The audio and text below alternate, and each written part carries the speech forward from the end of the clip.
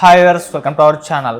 పుష్ప నటుడు శ్రీతేజ్ పైన కేసు అయితే నమోదైపోయింది. సో ఈయన లక్ష్మీ ఎన్టీఆర్ సినిమాలో చంద్రబాబు నాయుడు గారి పాత్రను కూడా పోషించారు. ఆ మధ్య అప్పటి నుంచి కాస్త గుర్తింపు అయితే తెచ్చుకున్నారు.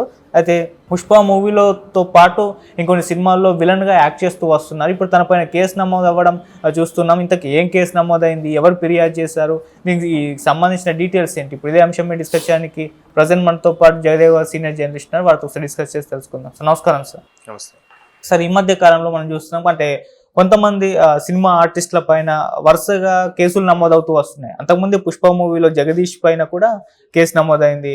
రీసెంట్గా ఇంకొన్ని మనం చూసాము. ఇప్పుడు శ్రీతేజ్ పుష్ప మూవీలో యాక్ట్ చేశారు. అంతకుముందు లక్ష్మీ ఎన్టీఆర్లో చంద్రబాబు నాయుడు గారి పాత్ర కూడా ఆయన పోషించారు. అప్పటి నుంచి కాస్త గుర్తింపు వచ్చింది ఆయనకి. సో ఇప్పుడు తన పైన కూడా ఇటువంటి కేసే నమోదవ్వడం, తను మోసం చేశారని ఒక యువతి ఫిర్యాదు చేయడం చూస్తున్నాం. సార్ అసలు ఏం జరిగింది ఈ ఇష్యూలో, మీరు ఏం చెప్తారు సార్ దీని గురించి? కేసులు నమోదవడము, ఇష్యూస్ రావడం అనేది ప్రతి దగ్గర సహజం, ప్రతి దగ్గర ఉన్నదే, ప్రతి రంగంలో కూడా ఉంటుంది. కాకపోతే ఇది సిల్వర్ స్క్రీన్ కదా, వెండి తెర మీద అనేసరికి జనాలకి కొంచెం ప్రేక్షకులకి ఆతృత ఎక్కువ ఉంటుంది. అరే ఏంటి అది ఏమైందంట. కాకపోతే వాళ్ళు కూడా కొంచెం మనల్ని ఇన్ని కళ్ళు అబ్జర్వ్ చేస్తుంటాయి, మనల్ని నిజంగా వాళ్ళకి మనకు సంబంధం లేకుండా మనల్ని ఆరాధించేవారు, మనల్ని ఇష్టపడేవారు, ఫ్యాన్స్ ఉంటారు అని వాళ్ళు కూడా కొంచెం జాగ్రత్తగా ఉండాలి. మేబీ క్షణికం అవ్వచ్చు, లేదంటే నిజంగా తప్పు ఉంటే ఉండొచ్చు, లేదా డబ్బు కోసం కూడా ఇవాళ రేపు కొంతమంది యువతలు రివర్స్ కేసు పెట్టడం కూడా మనం చూస్తున్నాం. ఇందులో వాస్తవాలు అవాస్తవాలు మనకు తెలియదు.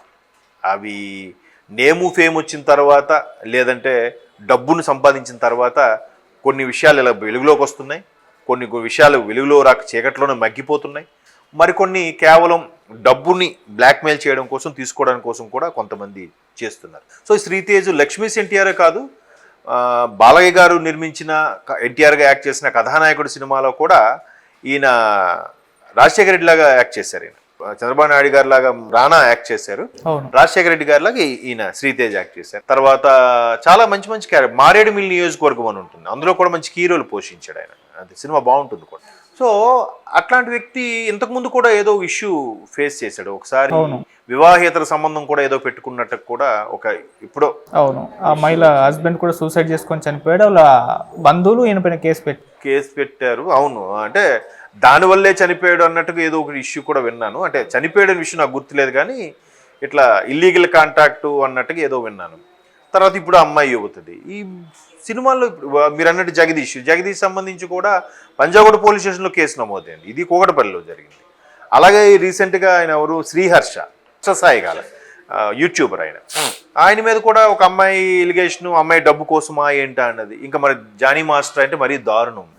ఎంత దారుణం అంటే జానీ మాస్టర్ గారు తప్పు చేశారా చేయలేదా అన్నది మనకు సందర్భం తెలియదు మనకి ఇంకా పూర్తిగా. ఆయనకి విడుదల చేసినా కూడా ఆయన బెయిల్ క్యాన్సిల్ చేయాలని వాళ్ళు సుప్రీంకోర్టు కూడా అప్పీల్ చేశారంటే తెరవనికి ఏదో పెద్ద కుట్ర జరుగుతుందని అర్థమవుతుంది.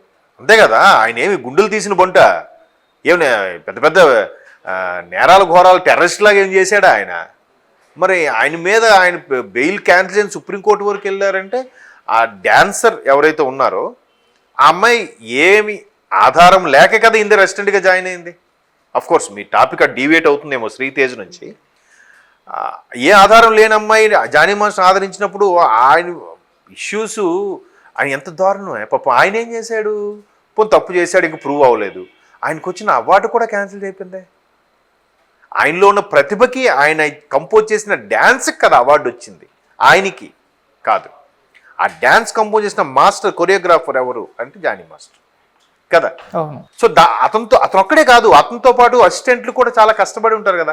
స్టెప్ రిహార్సల్ చేయించడము, ఒకడు ధనుష్ లాగా, ఒకడు నిత్యమైన లాగా డ్యాన్స్ చేస్తే, లేదా ట్వింకిల్ ఖన్నా, అది రాశి ఖన్నా లాగా ఇద్దరు యాక్ట్ చేస్తే ముందు వాళ్ళు చూసి ప్రాక్టీస్ చేస్తారు.